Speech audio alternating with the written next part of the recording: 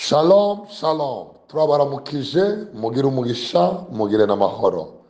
Amazina ni Evangeliste William Muyoboke Imana mu Rwanashaka. Mbahaye ikaze kuri Muyoboke TV, aho ni kuri YouTube, iyo ugiye kuri TikTok ni Muyoboke TV. Nshuti yanjye ndakwinginga gukora subscribe, share, comment. Hari abandi bajya bashiraho comment zo gutukana, namwe tubahaye karibu cyane, namwe mushireho comment, don't worry, nta kibazo.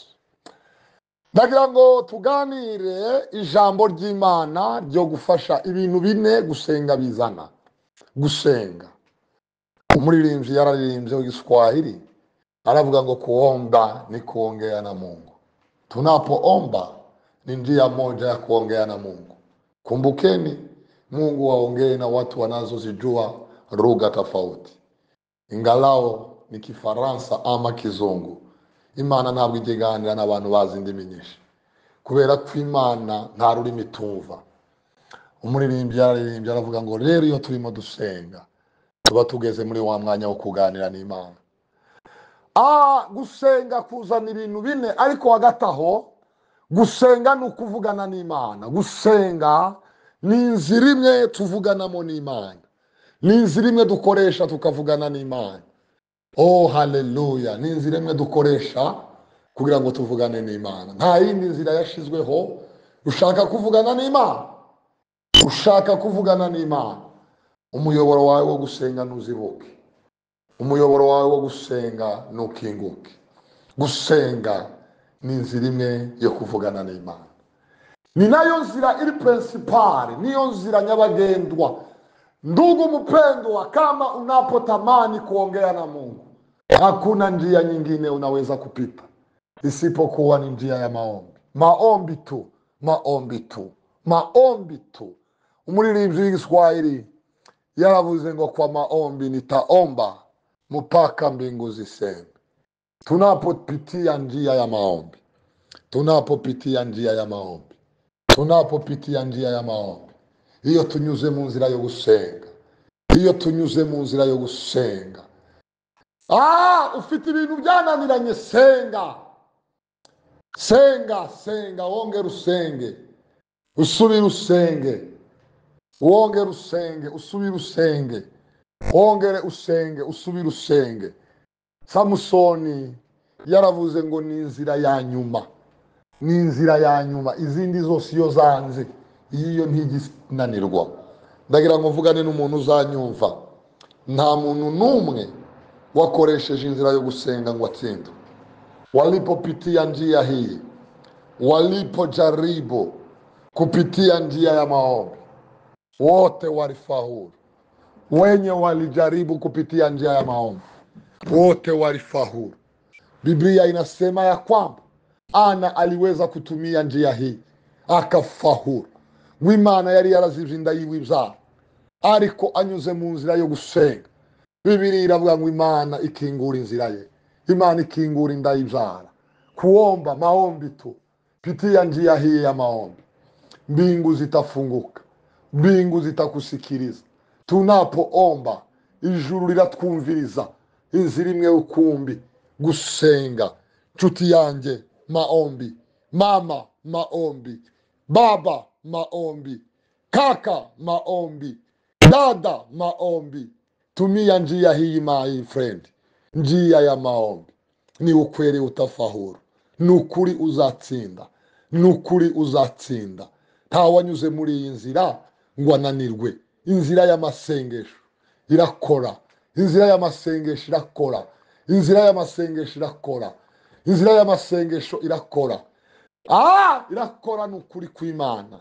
Ndibutse umunsi Nebukadinezari yarose inzozi, ngo ananirwa kumenya ibintu yarose. Guhamagaza abanyabwenge b'i Babuloni, arababwira ngo ni ukuri nimutarotora ndabamarira ku icumu. Daniyeli ahamagara bagenzi be, Saduraka na Meshake na Abedenego, arababwira ngo ni ukuri, ngo ntitwopfana n'abapagani, ntitwopfana n'abanyabwenge b'i Babuloni, dunyure mu masengesho.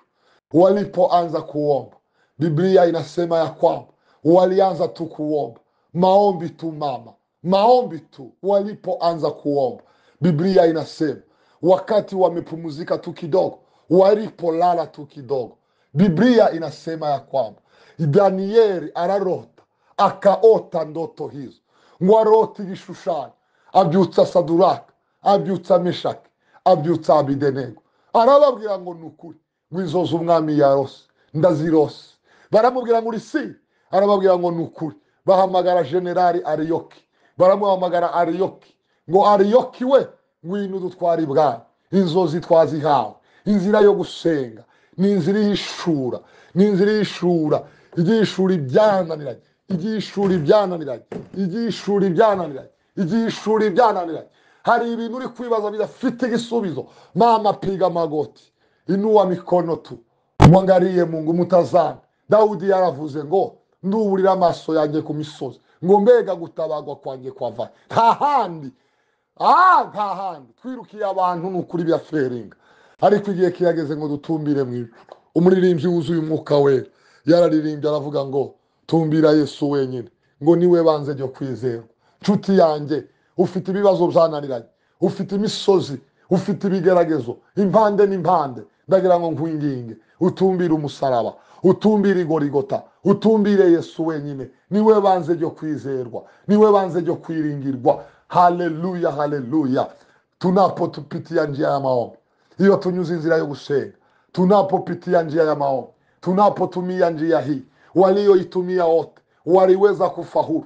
Kaka mpendwa, dada mpendwa, na kuomba katika jina la Yesu ufuate njia hii, hakika utafaulu. Nukuru uzatsinda, nukuru uzatsinda. Jya wiga gupfukama, jya wiga guhamagara Imana, jya wiga gutumbira Yesu, jya wiga kwizera Yesu. Jifunze, utafaulu. In Jesus name, katika jina la Yesu. Gusenga ni inzira imwe yo kuvugana n'Imana. Icya kabiri, iyo dusenze Imana ijya yibuka amasezerano. Iyo dusenze tukaririra Imana, tugatakambira Imana, tukaborogera Imana, tukayiguma imbere, ijya yibuka ibyo yagambiriye kuri twebwe. Bibiliya iravuga ngo umunsi umwe Musa ari ku musozi wa Horebu, Bibiliya iravuga ngo Imana ivugira mu gihuru caka umuriro. Mungu akanena na Musa, Imana ibwira Musa, iramubwira ngo kurira, gusenga, gutakamba ku bwoko bwa Isiraheli byazamutse byangezeho, byazamutse byangezeho, kurira kwabo kwangezeho, gutakamba kwangezeho, amarira yangezeho. Musa we, rudi nyumbani, rudi kwenye nchi ya Egypte, kwenye nchi ya Misiri, muri Egypte, muri Egiputa, ukaambie taifa la Mungu, uwaambie Mungu wa agano, ubabwire ngo Imana y'amasezerano, ubabwire ngo Imana ya Abrahamu, ubabwire ngo Imana ya Yakobo, ubabwire ngo Imana ya Isiraheli, Imana ya Isaka yibutse isezerano, yibutse isezerano yagiranye n'umugabo wayo, yagiranye n'umukozi wayo, yagiranye n'umwana wayo. Iyo dusenga, tunapoomba, nta yindi time tugira yo kwibutsa Imana ibyo yagambiriye kuri twe, ni inzira yo gusenga. Iyo dusenze amasezerano, Imana yibuka isezerano yagiranye na mama wawe, yagiranye na papa wawe, Imana yibuka isezerano yagiranye n'ubwoko bwayo. Jirima la foria koloma, landiliza limaria foria.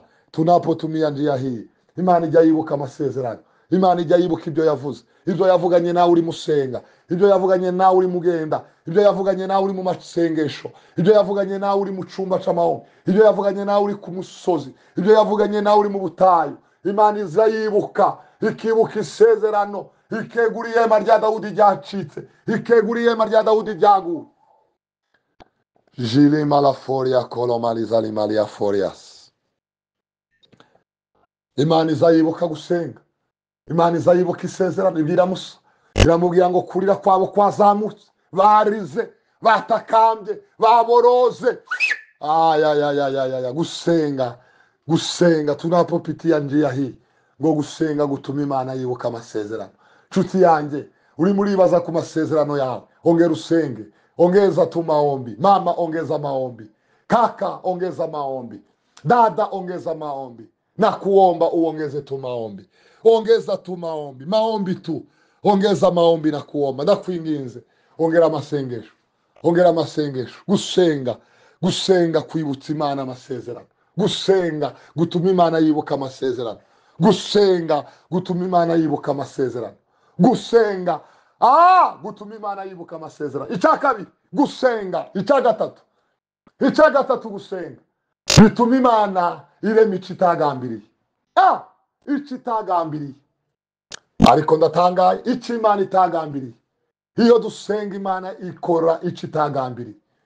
Mu gitabo cya Samweli Bibiliya iravuga ngo Ana, imana yari yarazivye inda y'ibyara, iravuga ngo Ana wewe ntuzabyara, mu bazabyara Ana ntubamo, mu bazakikira Ana ntubamo, mu bazagira abana ba Ana ntubamo. Muri kalendari y'ubuzima bwa Ana nta na hamwe imana yari yaranditse ko azabyara.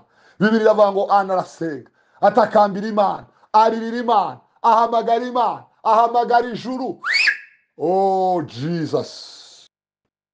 Bibiliya iravuga ngo imana izibura inda yiwe byara.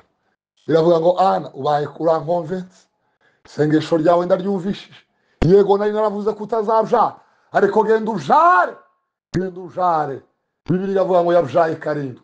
Yaravuze ngo uwari ingumba ngo yabyaye karindwi, uwari ingumba yabyaye karindwi, uwari umunyamibabaro ngo yarasetse. Yaravuze ngo niyo yonyine ngo ibasha kunezeza, ngo umutima wishwe, umutima wishwe, umutima wishwe, wishwe n'agahinda.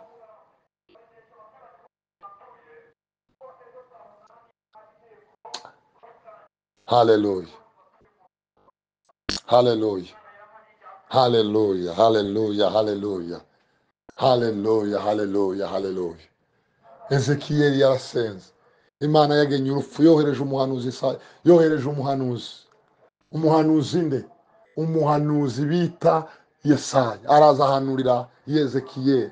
Aramubwira ngo Ezekiyeli tunganye ibyo mu rugo rwawe, ugiye gupfa. Ezekiyeli aramubwira ati uko nukuri, atari koreka senga imana ngo ahindukirire ivure. Ahamagara imana, ahamagara uwera, ahamagara imana y'impuhwe, ahamagara imana y'imbabazi, ahamagara imana y'urukundo, ahamagara imana, imana yumva gusenga. Ibwira umuhanuzi Yesaya, iramubwira ngo irukane ubwire Ezekiya ngo ndamwongereye imyaka 15. Iyo dusenze habaho kuremeka kw'ibintu bitari biriho. Iyo dusenze inshuti yanjye uravuga ngo njye imana ntiyandemeye iki, senga. Iyo dusenze imana irabirema. Kane nzayiheraho ejo. Mugire umugisha w'Imana, mugire n'amahoro. Ndabakunda cyane. Ni Evangelist William Muyoboke Imana. Thank you so much.